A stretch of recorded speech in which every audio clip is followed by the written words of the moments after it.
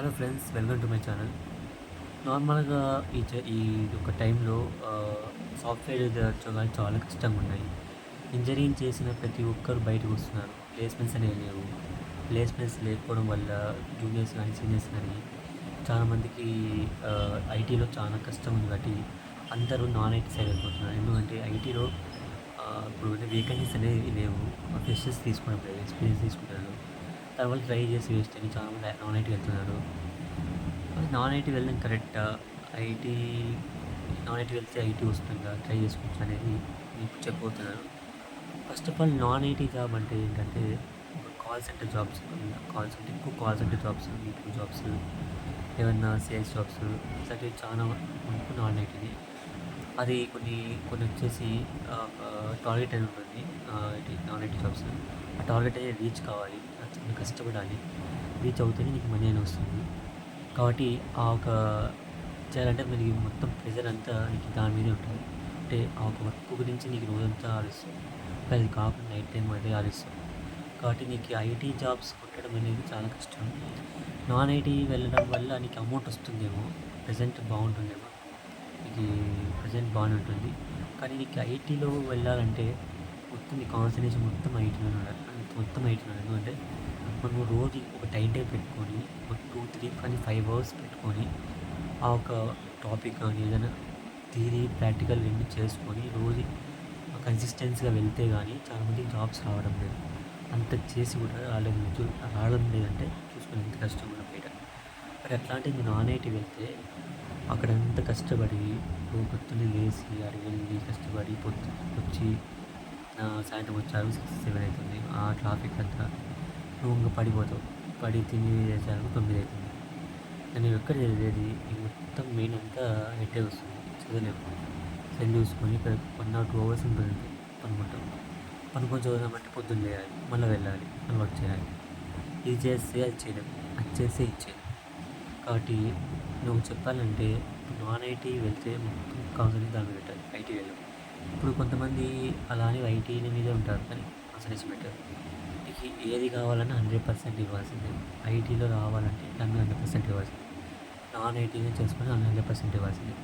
కాబట్టి నేనేం చెప్తున్నా అంటే, మీకీ మనీ ప్రాబ్లమ్ లేకుంటే, ఫైనాన్షియల్‌గా ఇబ్బంది లేకుంటే, ఇంట్లో ఇబ్బంది లేకుంటే, నా బెస్ట్ ఆప్షన్ అంటే ఐటీలోనే ట్రై చేసుకోండి. ట్రై చేసుకోమంటే మీరు జస్ట్ ఏదో 2 అవర్స్, 1 అవర్ చదివితే సరిపోదు. రోజు థియరీ, ప్రాక్టికల్ 2 బాగా ప్రాక్టీస్ చేయండి. 5, 6 అవర్స్ పెట్టుకోండి. ఏం పనండి 6 అవర్స్ పెట్టుకుంటే 6 అవర్స్ ఏం చదవాలో చదవండి. రాయండి, ప్రాక్టీస్ చేయండి. అలా రోజు ఒక 5 మంత్స్, 6 మంత్స్ బాగా కష్టపడండి. అప్లై చేయండి. అప్లై చేస్తే రావు. మెయిన్స్ రావు. ఈ షార్ట్ లిస్ట్ రాదు. పర్వాలేదు చెయ్యి. ఇలా చెయ్యి. 10 చెయ్యి, 20 చెయ్యి. 6 నెలలు చెయ్యి. ఈ సంవత్సరం చెయ్యి.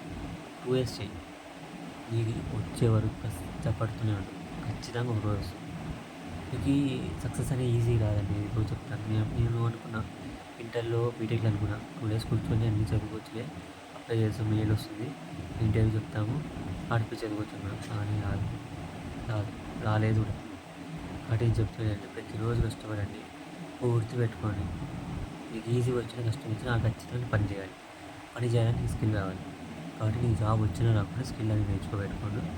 స్కిల్ నేర్చుకొని పెట్టుకుంటే జాబ్ వచ్చినా రాకపోయినా ఎప్పుడైనా యూజ్ అవుతుంది. యూజ్ కాకుండానే ఉండదు. కాబట్టి ఐటీలోనే వెళ్ళాలంటే నాన్ ఐటీ వెళ్ళకపోవడం మేలు.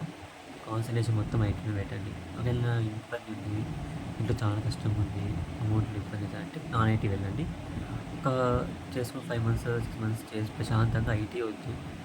ఐటీ అంటే ఇది చేయలేము. కానీ 6 నెలలు బాగా నాన్ ఐటీ చేసుకొని, ఆ తర్వాత ఏదో ఒకటి మీ స్కిల్ మళ్ళా కష్టపడి ఏదో ఒకటి చేసుకోండి. 2 ఇయర్స్ కాకుండా ఏదో ఒకటి చేసుకోవచ్చు. ప్రెజెంట్ ఫైనాన్షియల్‌గా ఇబ్బంది లేకుంటే ఐటీ సైడే ఉండండి. నాన్ ఐటీ వెళ్ళకండి. ఫైనాన్షియల్‌గా అంటే మనం ఫైనాన్షియల్ చూసుకోవాలి ఈడ. నాన్ ఐటీ చేయడం అనేది ఈజీ ఉండదు. జస్ట్ 20,000, 25,000 వస్తుంది. అంతకంటే ఎక్కువ ఉండదు. నీ లైఫ్ సెటిల్ కావాలంటే ఐటీలోనే చేసుకోవాలి. కాబట్టి నీకు ప్రెజెంట్ ఈ సిట్యుయేషన్ బాగాలేంటున్నావు కాబట్టి నాన్ ఐటీ చేసుకో బెటర్. సిట్యుయేషన్ బాగుండి ఇంట్లో ఇబ్బంది లేకుంటే ఐటీ చేసుకొని ఐటీలో కష్టపడుతూ ఉండండి. రోజు కష్టపడుతుంటే రోజు రిజల్ట్ వస్తుంది. 1 ఇయర్ గానీ, 1.5 ఇయర్ గానీ నీకు రిజల్ట్ అయితే వస్తుంది కదా! హ్మ్. లేట్ ఉంటుందండి. పేషెన్స్ ఉండాలి. కష్టపడాలి అంతే. మీరు ఒకటే పెట్టుకోండి. నీకు జాబ్ వచ్చినా రాకున్నా మీ యొక్క స్ట్రెంత్ అనేది పెంచుకుంటూ ఉండండి. ఇంట్లో అంటారు మామూలే. ఈ జాబ్ అలాంటి వాళ్ళకి బాధ ఉంటుంది కదా! ఈరోజు చదివించి రాలేదంటే వాళ్ళకి ఇబ్బంది ఉంటుంది. కాకపోతే మనకి అండర్‌స్టాండ్ చేసుకొని వాళ్ళు అంటా అంటారు. కానీ మన ప్రయత్నాలు చేసుకుంటూ ముందుకు పోవాల్సి ఎందుకంటే మీకు అర్థమై ఉంటుంది. అంటే పాటించండి. Thanks. Thanks for watching. All the best.